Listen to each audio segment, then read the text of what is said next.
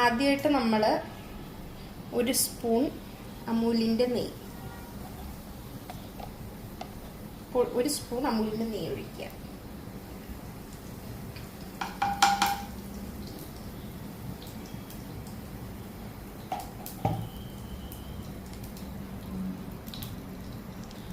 നെയ്യ് ഒന്ന് ചൂടാകുമ്പോഴേക്കും അതിനകത്തേക്ക് അരിഞ്ഞു വെച്ചിട്ടുള്ള കുറച്ച് ഉള്ളി ഇടുക.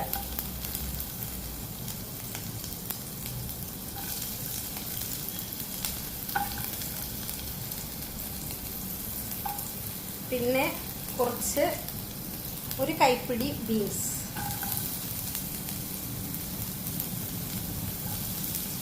പിന്നെ 1 കൈപ്പിടി ക്യാരറ്റ്. എല്ലാം വളരെ ചെറുതായിട്ട് വേണം അരിഞ്ഞിടാൻ. പിന്നെ കുറച്ച് ഗ്രീൻ പീസ്, വേവിച്ച ഗ്രീൻ പീസ്.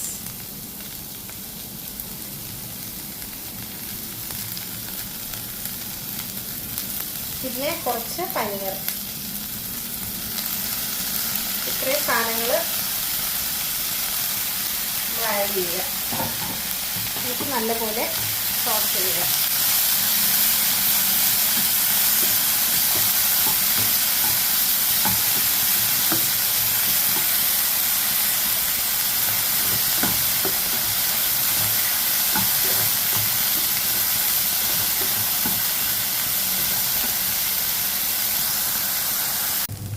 ഇനി സ്വല്പം ജിഞ്ചർ ഗാർലിക് പേസ്റ്റ് വേണമെങ്കിൽ മതി.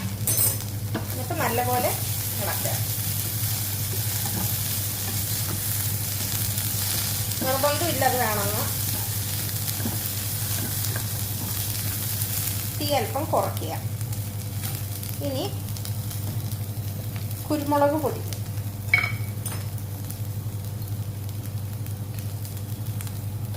1 ടീസ്പൂൺ കുരുമുളക് പൊടി മതി.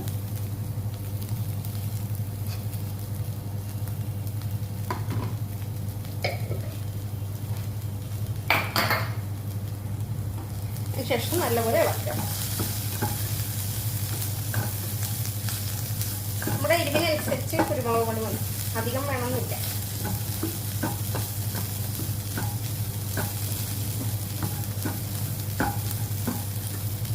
നല്ലപോലെ ഇങ്ങനെ ഇളക്കിക്കൊണ്ടിരിക്കുക.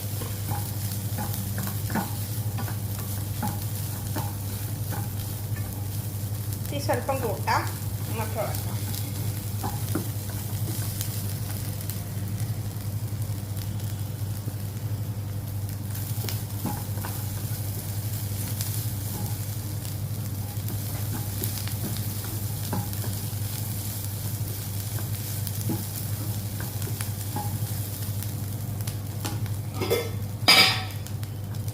ഏകദേശം വെന്തിട്ടുണ്ട്. ഈ ഒരു പാകമാവും തീനകത്തോട്ടേക്ക്.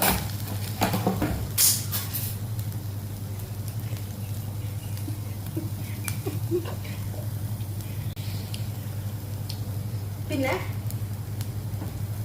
നമ്മള് കുറച്ച് ഉപ്പ് ചേർക്കണം. നമ്മൾ നന്നായി ഇളക്കുക. തീ കുറയ്ക്കുക. തീ കുറച്ച ശേഷം വേവിച്ച് വെച്ചിരിക്കുന്ന അരി ഇതിനകത്തോട്ടേക്ക് ചേർക്കുക. ഒരു 4 കയ്യിൽ അരി നമ്മൾ ചേർക്കുക.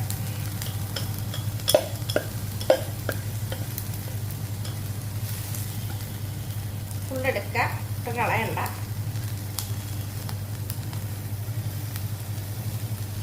ഫുള്ള് അരി എടുത്തിട്ടുണ്ട്. എന്നിട്ട് നമ്മൾ തീ കുറച്ച് വെക്കണം. ഇതാണ് നമ്മൾ ഈ പരിപാടി ചെയ്യേണ്ട. നമുക്ക് പതുക്കെ നന്നായിട്ട് മിക്സ് ചെയ്യാം. ഇപ്പം നമുക്ക് വല്ല നെയ്യ് വേണമെന്നുണ്ടെങ്കിൽ ആഡ് ചെയ്യാം കേട്ടോ. ചിലപ്പം നെയ്യ് വേണമെന്ന് തോന്നുന്നു. അപ്പം നമ്മൾ 1 സ്പൂൺ നെയ്യ് അങ്ങ് ആഡ് ചെയ്യാം.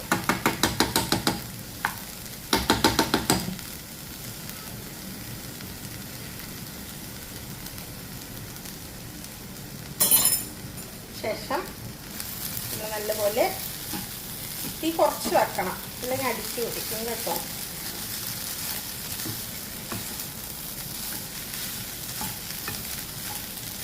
നല്ലപോലെ മിക്സ് ചെയ്യണം.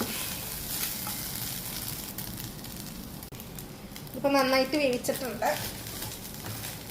നല്ലപോലെ മിക്സ് ചെയ്യണം.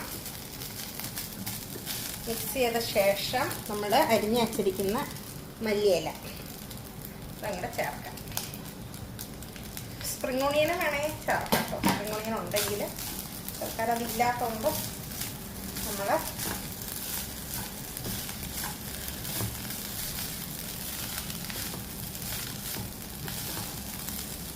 തീ കുറച്ച്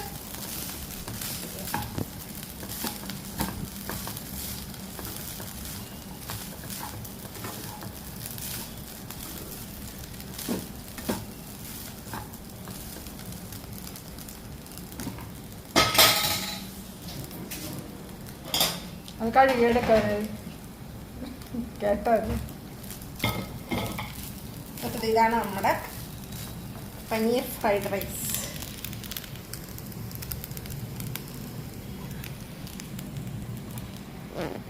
എന്നിട്ട് നമ്മളത് സെർവ് ചെയ്യണം.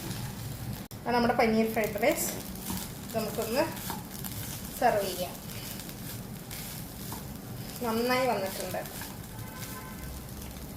തീ ഓഫ് ചെയ്യുക. എന്നിട്ട് നമുക്ക് പ്ലേറ്റിലാകുമ്പോഴത്തേക്കും സെർവ് ചെയ്യാം. ഭയങ്കര കളർഫുള്ളാണ്.